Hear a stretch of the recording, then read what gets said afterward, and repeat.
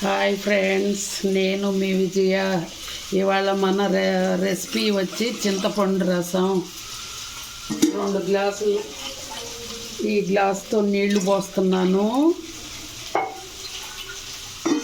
3 గ్లాసులు నీళ్లు పోసాను. కాస్త అంత చింతపండు వేస్తున్నాను, చిన్న ఉండంతా.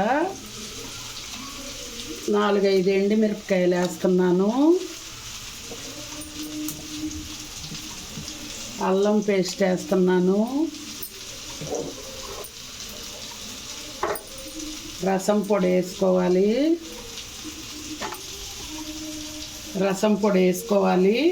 నేను ఇంతకుముందు వీడియోలో మీకు రసం పొడి ఎలా తయారు చేయాలో చూపించాను. దాన్ని చూసి రసం పొడి తయారు చేసుకోండి. ఇదిగో నేను 2 స్పూన్ల రసం పొడి వేస్తున్నాను. సరిపోద్ది ఫ్రెండ్స్. 2 స్పూన్ల కన్నా ఎక్కువ వేస్తే చిక్కదనం ఎక్కువ వచ్చేస్తుంది. దీన్ని మరిగించుకోవాలి బాగా. మనం ఇంకా కారం వేయక్కర్లేదు ఫ్రెండ్స్. తగినంత ఉప్పు వేస్తున్నాను.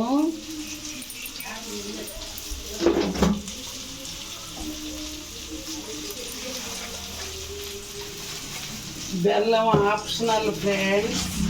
ఇష్టమైన వాళ్ళు బెల్లం వేసుకోవచ్చు, లేకపోతే అలాగే పెట్టుకొని తినేవాళ్ళు కూడా ఉంటారు.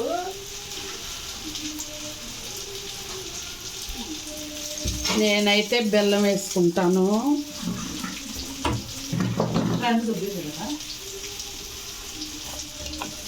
హాయ్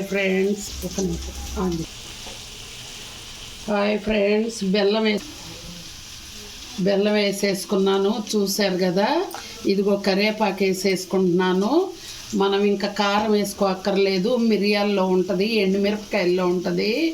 బాగా మరిగించుకోవాలి. మరిగించుకున్న తర్వాత తాలింపు పెట్టుకుందాం. ఫ్రెండ్స్, రసం మరిగిపోయినాయి. ఇలా పర్ఫెక్ట్గా వచ్చేసినాయి. 3వ వంతు వచ్చేసినాయి. మనం ఇప్పుడు తాలింపు పెట్టుకుందాం.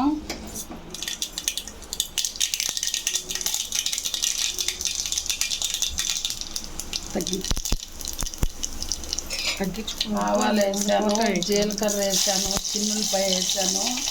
అందరూ పెద్దలపాయ వేసుకోరు, కానీ ఆప్షనల్. మా పిల్లలు బాగా తింటారు పెద్దలపాయ వేస్తే. పెద్దలపాయ కూడా వేసేసాను. కరివేపాకు వేస్తున్నాను.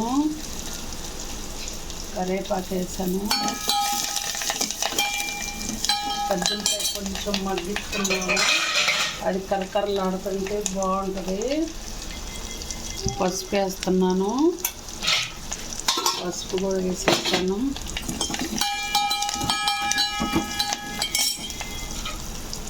మనం ఇప్పుడు మూత అడ్డం పెట్టి ఉంచేసుకుందాం. అదే ఆ వేస్ట్ అంతా రాకుండా, చింతపండు, ఎండుమిరపకాయలు అవేమీ రాకుండా చక్కగా కొంతమంది వాటితోనే పోసేసుకుంటారు, కానీ నేను ఇలా ఉంచేసుకుంటాను. చక్కగా వచ్చేసింది చూడండి. లాస్ట్గా కొత్తిమీర వేస్తున్నాను.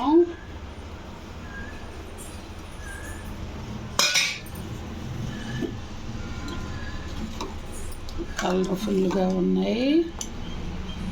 ఇప్పుడు పులుపు, ఉప్పు చూసుకుందాం.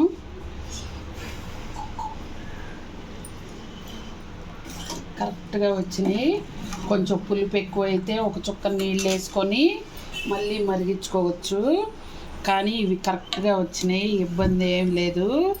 ప్లీజ్ ఫ్రెండ్స్, లైక్ చేయండి, షేర్ చేయండి, సబ్స్క్రైబ్ చేయండి.